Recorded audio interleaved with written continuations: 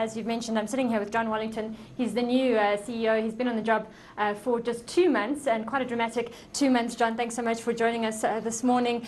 You've been talking to the Department of Environmental Affairs. What are according to the latest reports yesterday, things are going positively. What's the latest?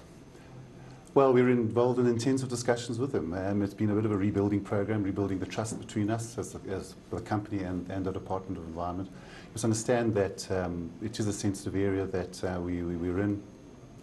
And I think when there was a panic about the Mapungubwe National Park and the UNESCO site and everyone, and then there was a bit of an overreaction because there hasn't been this experience before for either company or for the government.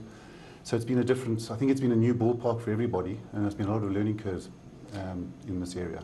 Now, so the discussions are going extremely well. Sorry about that, and but it's been, it's a lot of hours of discussions and rebuilding trust and looking at what we need to do to mitigate further what the plans are in the area. Now, the big issue was that the department was saying that Coal of Africa had contravened the National Environmental Management Act and ordered you to stop certain operations. Correct. Through these talks, has it come out that Coal of Africa has contravened the act? Yeah, I'm not going to get into the legality. There are volumes on both sides of that discussion. Mines in this country have gone through a certain process throughout the country. As I said to you, the big difference here is that we're mining in an extremely sensitive area. This is the first mine that's going to be there since Venetia 25 years ago that was built. And Venetia, I might add, is a good example of coexistence because they actually helped sponsor the creation of the Mapungubwe National Park. So, if anything, I think the mistake that has been made, if one can call it that, is that both sides have underestimated hugely the magnitude and sensitivity of both the archaeological aspects of the park and the fear, and the real fear by many people that this was going to be compromised and destroyed, and which of course is not the case, but that was the fear, and some of it's been very real. Unfortunately, there's been a lot of misinformation. Mm-hmm. For example, the mine's in the middle of the park. It's not in the middle of the park, and it's outside the buffer zone, and it's the mine. The present activities are more than 15 kilometers away from the boundary of the park, but clearly. Life is not just black and white. There's a lot of grey in between, and we need to follow a different set of principles when one is in an area of such sensitivity.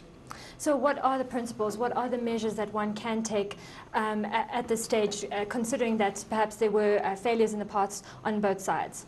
Well, the work that's been done has actually been very, very good work, unlike what some of the comments have said. But clearly, when it's like in anything in life, when you're now in an area that of far more potential significance and far more sensitivity than where 90% of our mines are, you want to have extra confidence. So the Department of Environment want to have extra confidence now that the mitigation impacts that we are going to put in are that effective. And they're going to ask, they want to look at even if we can put more in. So, but for example, there's been a statement made that the protected trees will be destroyed. And the Director General yesterday was not aware that actually in our plan we're going to replant those trees, and if need be, I said we have a nursery that we've started to create, and we will plant more if that is what is required, etc., etc. There's a lot of things that we can do, and that's why these discussions are now going. So what can we expect in terms of what those mitigation measures are going to mean for the impact and output of your mine, as well as to conserve national heritage sites like Mapungubwe, like the Kruger National Park? Look, it is my view, having been there, and I'm inviting journalists to go up there, so you're very welcome to come up when we have that visit. This particular mine is no threat to the park. I know one of the fears is that once this mine is there, there's going to be many more mines. That is difficult. It's like saying how long is a piece of string. Each mine will need to be measured on its own merits. So this particular mine is not going to do that. But I can understand the fears sometimes that the cracks in the door, and this is now going to become an industrial area and a mining area. So what does that mean for your shareholders? Because it sounds to me like there aren't really sort of clear-cut